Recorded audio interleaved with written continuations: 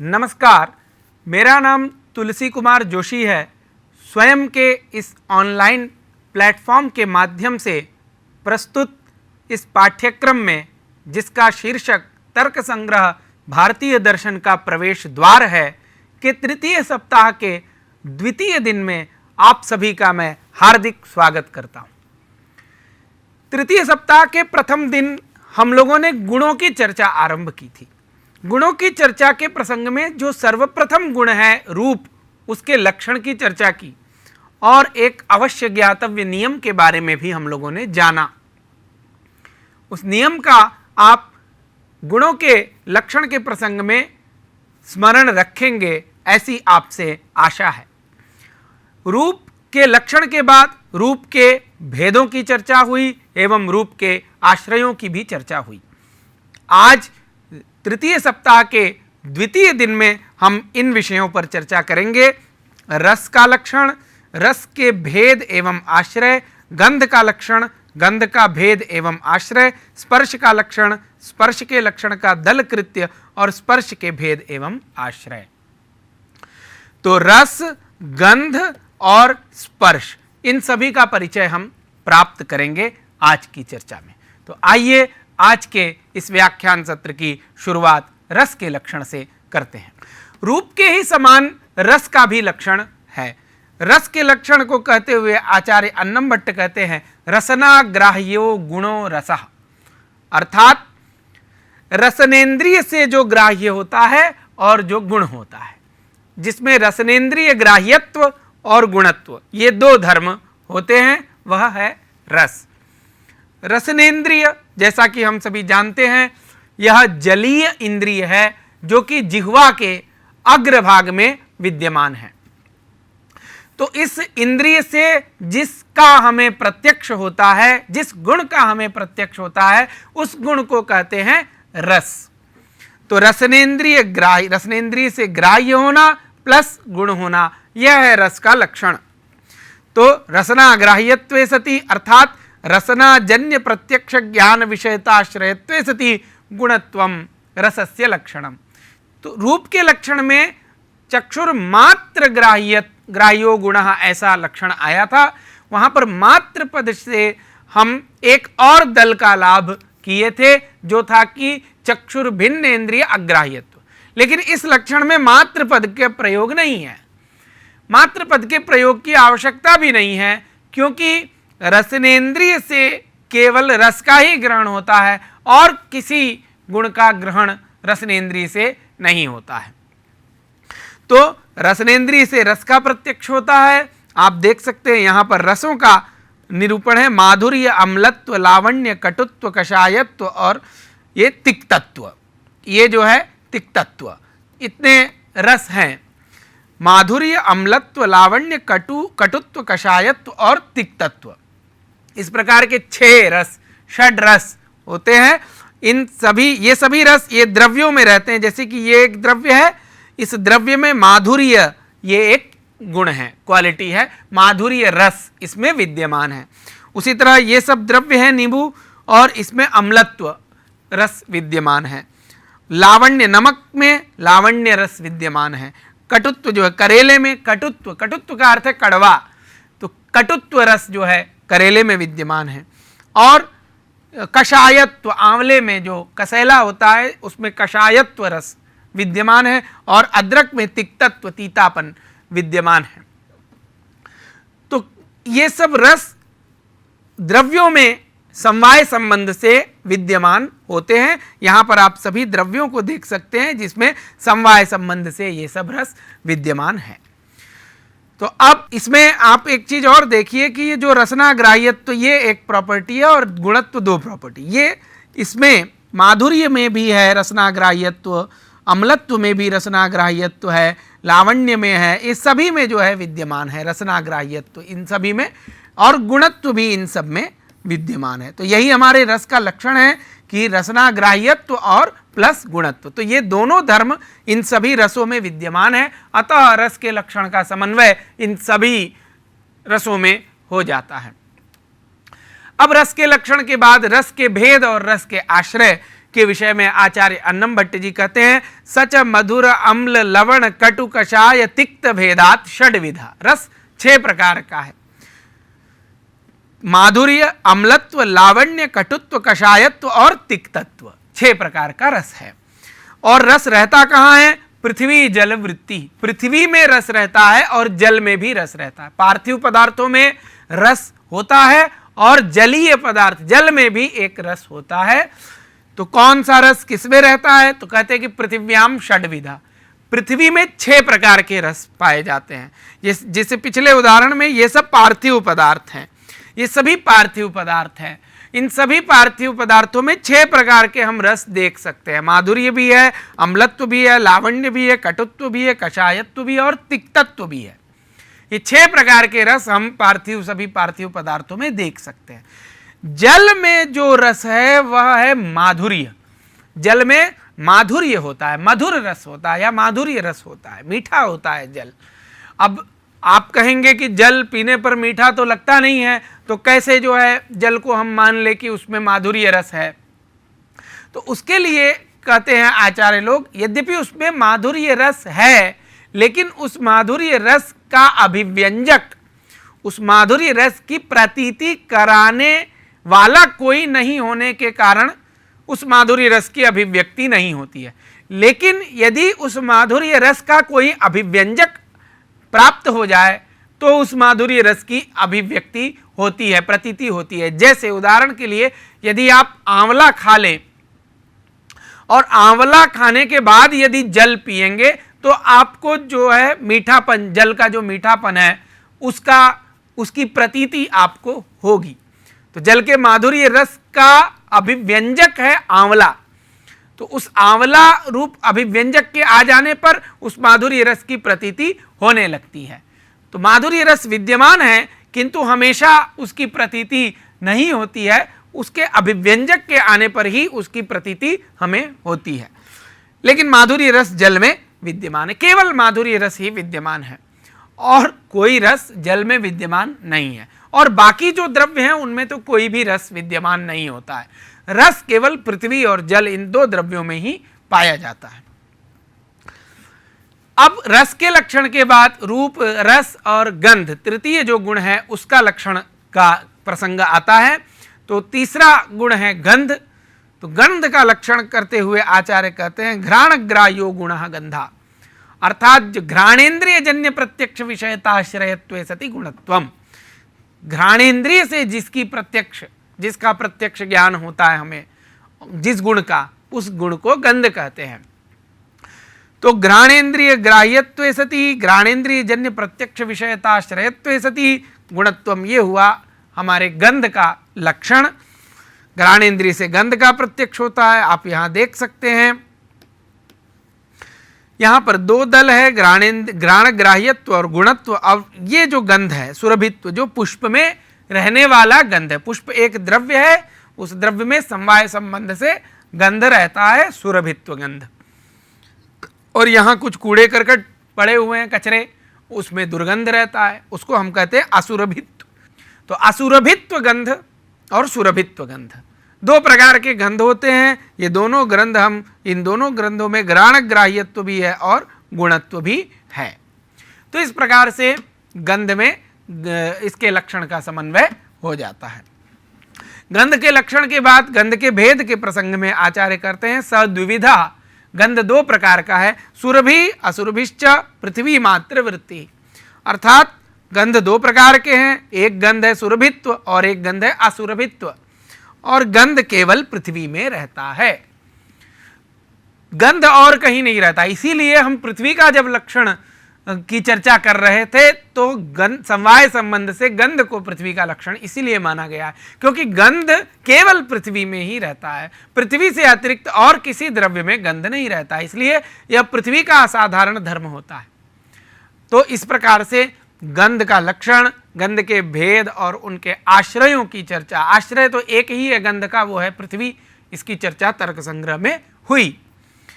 इसके बाद चौथा जो गुण है वो है स्पर्श। तो स्पर्श का लक्षण रूप के ही लक्षण के समान है। इस लक्षण में भी मात्र शब्द का प्रयोग आचार्य ने किया है। त्वगिंद्रिय मात्र ग्राह्यो गुणः स्पर्शः, यहां पर रूपम आ गया है, रूपम के जगह स्पर्शः को समझना चाहिए। त्वगिंद्रिय मात्र ग्राह्यो गुणः स्पर्शः, अर्थात इसका भी जब मात्र शब्द का प्रयोग किया गया तो जैसे चक्षुर मात्र ग्राह्यो गुणः रूपम, इस लक्षण में मात्र शब्द के आ जाने से हम एक और दल का लाभ हमें हो गया था, उसी प्रकार यहां पर भी मात्र शब्द के आ जाने से एक और दल का लाभ हमें हो जाएगा। वो दल है त्वग इंद्रिय से भिन्न इंद्रिय से जो ग्राह्य नहीं है, इस दल का लाभ हमें हो जाएगा। तो इस प्रकार से त्वग भिन्नेन्द्रिय अग्राह्यत्व धर्म का भी हमको लाभ यहां पर होता है। ऐसी स्थिति में लक्षण का स्वरूप इस प्रकार होता है, त्वग भिन्नेन्द्रिय अग्राह्यत्वे सति त्वगिंद्रिय ग्राह्यत्वे सति गुणत्वम। तो अब हमको लक्षण में टोटल 3 दल प्राप्त हुए। ये पहला दल त्वग भिन्नेन्द्रिय अग्राह्यत्व, दूसरा दल त्वगिंद्रिय ग्राह्यत्व और तीसरा दल गुणत्व। तो इस प्रकार से ये 3 दलों को मिलाकर के स्पर्श का असाधारण धर्म होता है, स्पर्श का असाधारण धर्म बनता है। त्वग भिन्नेन्द्रिय अग्राह्यत्वे सति त्वगिंद्रिय ग्राह्यत्वे सति गुणत्वम, यह स्पर्श का लक्षण निष्पन्न होता है। अब आप यहां देख सकते हैं, यहां पर 3 द्रव्य, एक बर्फ है, एक आग है, अग्नि है कोयले में, और एक जगह जो है वायु है, समझिए ये देखिए धूल उड़ रहे हैं, वायु है। तो अब जो बर्फ है उस बर्फ में शैत्य स्पर्श है, उस बर्फ में शैत्य स्पर्श है, और जो अग्नि है उस अग्नि में औष्ण्य स्पर्श है, और जो वायु है उसमें न तो शैत्य है न तो औष्ण्य है, अपितु अनुष्णा शीतत्व स्पर्श है। न तो उष्ण है न तो शीत है, वो अनुष्णा शीतत्व स्पर्श है। तो इस प्रकार से स्पर्श 3 प्रकार के हैं, वो आगे बताए जाएंगे, शैत्य, औष्ण्य और अनुष्णा शीतत्व। अब इन तीनों में ये लक्षण का समन्वय होता है, क्योंकि शैत्य जो स्पर्श है, स्पर्श का ग्रहण हमें और किसी इंद्रिय से नहीं होता है, केवल त्वचा से ही, हमारी त्वग इंद्रिय से ही हम स्पर्श का ग्रहण कर सकते हैं। कोई चीज ठंडा है या कोई चीज गर्म है, या ठंडा और गर्म दोनों ही नहीं है, नॉर्मल है, अनुष्णा शीतत्व, इसका ज्ञान हमें त्वग इंद्रिय से ही होता है। तो इस तरह ये तीनों दल, त्वगिंद्रिय, त्वग भिन्नेन्द्रिय अग्राह्यत्व, त्वगिंद्रिय ग्राह्यत्व और गुणत्व, ये तीनों दल इन तीनों स्पर्शों में विद्यमान है। अतः इस लक्षण का समन्वय तीनों स्पर्शों में हो जाता है। तो इस प्रकार से त्वगिंद्रिय का लक्षण हुआ। अब हम त्वगिंद्रिय के लक्षण के दलों का कृत्य, दलों का प्रयोजन देखेंगे, जैसे कि हमने रूप के लक्षण के समय देखा था। अब यहाँ हम जानते हैं कि 3 दल विद्यमान हैं, त्वग भिन्नेन्द्रिय अग्राह्यत्व, त्वगिंद्रिय ग्राह्यत्व और गुणत्व। अब इसमें से यदि हम इस दल को निकाल दें, गुणत्व वाले दल को निकाल दें, तो वो जो नियम है उस नियम के अनुसार स्पर्शत्व और स्पर्शाभाव में स्पर्श के लक्षण की अतिव्याप्ति हो जाएगी, क्योंकि स्पर्शत्व भी त्वगिंद्रिय से ग्राह्य है और त्वगिंद्रिय से भिन्न इंद्रिय से ग्राह्य नहीं है। यदि हम गुणत्व दल को लक्षण से निकाल देते हैं तो हमारे पास 2 दल शेष बचते हैं। पहला त्वगिंद्रिय से भिन्न इंद्रिय से अग्राह्यत्व, त्वगिंद्रिय भिन्नेन्द्रिय अग्राह्यत्व, और दूसरा दल बचता है त्वगिंद्रिय ग्राह्यत्व। अब जो पूर्वोक्त नियम था कि जिस इंद्रिय से जिस गुण का या जिस व्यक्ति का ग्रहण होता है, उसमें रहने वाली जाति का और उसके अभाव का भी उसी इंद्रिय से ग्रहण होता है। तो इस नियम के आधार पर चूंकि त्वगिंद्रिय से स्पर्श का ग्रहण होता है, अतः स्पर्श में रहने वाली जो जाति, स्पर्शत्व जाति, और उस स्पर्श के अभाव का भी ग्रहण त्वगिंद्रिय से होता है। तो ऐसी स्थिति में यदि हम गुणत्व दल को नहीं रखेंगे लक्षण में, तो जो स्पर्शत्व और स्पर्शाभाव है वो त्वगिंद्रिय से भिन्न इंद्रिय से अग्राह्य भी है और त्वगिंद्रिय से ग्राह्य भी है, इसलिए उसमें लक्षण चला जाएगा जो कि अलक्ष्य है। अतः अलक्ष्य में लक्षण के चले जाने से अतिव्याप्ति दोष होने लगेगी, इसलिए इस लक्षण में गुणत्व दल को भी रखना चाहिए। जब गुणत्व दल रख देते हैं तो गुणत्व इसमें नहीं है, न तो स्पर्शत्व में गुणत्व है, स्पर्शत्व एक जाति है और स्पर्शाभाव उसका अभाव है, स्पर्श का अभाव है। तो दोनों में ही गुणत्व इस दल के न होने के कारण ये लक्षण की अतिव्याप्ति नहीं होती है। तो इस प्रकार से तृतीय दल लक्षण में जो रखा गया है वह इसलिए रखा गया है कि क्योंकि स्पर्शत्व और स्पर्शाभाव में लक्षण की अतिव्याप्ति न हो। अब यदि हम द्वितीय दल को हटा दें लक्षण में से तो हमारा लक्षण बचता है त्वक भिन्नेन्द्रिय अग्राह्यत्व सति गुणत्व। तो ऐसी स्थिति में रूप के लक्षण के समान ही हमें यहां पर भी गुरुत्व, धर्म और अधर्म जो अतीन्द्रिय गुण है, जो इंद्रिय से वेद्य गुण नहीं है, उन गुणों में अतिव्याप्ति हो जाएगी। क्योंकि जो गुण किसी भी इंद्रिय से वेद्य नहीं है, किसी भी इंद्रिय से ग्राह्य नहीं है, वह गुण त्वगिंद्रिय से भिन्न इंद्रिय से भी ग्राह्य नहीं है। अतः त्वक भिन्नेन्द्रिय अग्राह्यत्व तो इन सभी गुणों में है और गुणत्व भी इन सभी गुणों में होने के कारण इस लक्षण की अतिव्याप्ति गुरुत्व आदि में हो जाएगी। अतः इस अतिव्याप्ति के वारण करने के लिए हमें द्वितीय दल को भी लक्षण में रखना आवश्यक है, मतलब त्वगेंद्रिय ग्राह्यत्व दल को भी रखना इस लक्षण में आवश्यक है। जब हम द्वितीय दल को रखते हैं, द्वितीय दल को जब हम रखते हैं तो ये द्वितीय दल इसमें नहीं है, इन किसी में भी त्वगिंद्रिय ग्राह्यत्व नहीं है, न तो गुरुत्व में त्वगिंद्रिय ग्राह्यत्व है, न धर्म में न अधर्म में। तो इंद्रिय से ये ग्राह्य ही नहीं है तो त्वगिंद्रिय ग्राह्यत्व इनमें नहीं है। अतः द्वितीय प्रथम दल और तृतीय दल के होने पर भी द्वितीय दल इनमें नहीं है, इसलिए तीनों दल इनमें नहीं गए, अतः लक्षण की अतिव्याप्ति नहीं होगी। एक बात ध्यान रखेंगे कि जब हम एक दल से अधिक दलों का लक्षण बनाते हैं तो उनको विशिष्ट लक्षण कहते हैं, उसमें जो सबसे अंत में दल होता है उसे विशेष्य दल कहते हैं और बाकी जो बचे हुए दल हैं उनको विशेषण दल कहते हैं। तो यहाँ पर प्रथम, द्वितीय और तृतीय तीन दल हैं, तो तृतीय जो दल है गुणत्व वो विशेष्य दल है और प्रथम और द्वितीय दल विशेषण दल कहलाएंगे। अब एक एक दल को जब हम हटा दे रहे हैं तो दो दो दल बच रहे हैं। अब वो दो दो दल ऐसे ऐसे स्थलों में चले जा रहे हैं जो कि लक्ष्य नहीं, हमारा अलक्ष्य है। अलक्ष्य होने के कारण उनमें लक्षण की अतिव्याप्ति हो रही है। इसलिए जब हम उस दल को जोड़ दे रहे हैं, फिर से तीन दल बना दे रहे हैं, तो दो दलों के उस अलक्ष्य में रहने पर भी तीनों दल उस अलक्ष्य में नहीं होने के कारण विशिष्ट जो लक्षण है, तीन दल वाला जो लक्षण है, उसकी अतिव्याप्ति नहीं होती है। तो इस प्रकार से हमें अतिव्याप्ति के वारण का प्रकार समझना है। इसके बाद यदि हम प्रथम दल को हटा दें, मतलब त्वक भिन्नेन्द्रिय अग्राह्यत्व, इस दल को हटा दें, केवल यही कहे कि जो त्वगिंद्रिय से ग्राह्य है और जो गुण है वह स्पर्श है, तो ऐसी स्थिति में रूप के ही लक्षण के समान संख्या और संयोग में अतिव्याप्ति हो जाएगी। क्योंकि हम पहले भी चर्चा कर चुके हैं कि संख्या त्वगिंद्रिय से भी ग्राह्य है, चक्षुरिंद्रिय से भी ग्राह्य है और गुण भी है।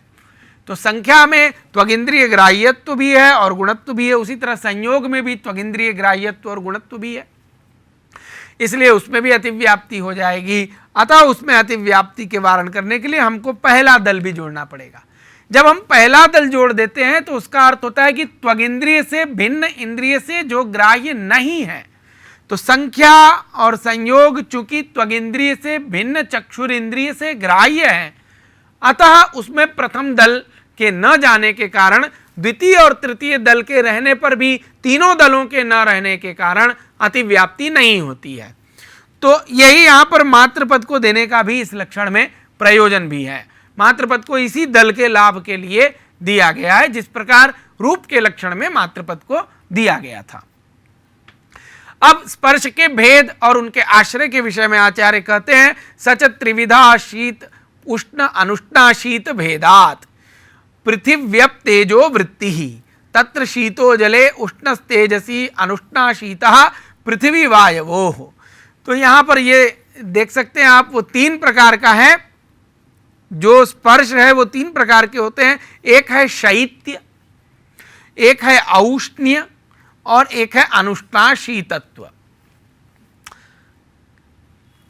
शैत्य केवल जल में रहता है, ये जल का स्वाभाविक स्पर्श है। शैत्य, शैत्यम ही यत्सा प्रकृतिर्जलस्य। जल को आप गर्म कर दीजिए, बहुत खौला दीजिए, उबाल दीजिए, फिर उसको छोड़ दीजिए, कुछ देर बाद वो अपने स्वाभाविक स्पर्श को प्राप्त करेगा जो कि शैत्य है। उसका स्वाभाविक स्पर्श शैत्य ही है। यद्यपि तेज के संयोग के कारण जल में गर्म औष्ण्य स्पर्श की भी प्रतीति होती है, लेकिन वह तेज के संयोग के कारण ही जल में उस औष्ण्य स्पर्श की प्रतीति होती है, वह उसका स्वाभाविक स्पर्श नहीं है। इसीलिए शीत स्पर्शवत्यः आपः, जल का लक्षण करते समय आचार्य ने कहा कि समवाय संबंध से जिसमें शीत स्पर्श रहता है वह जल है।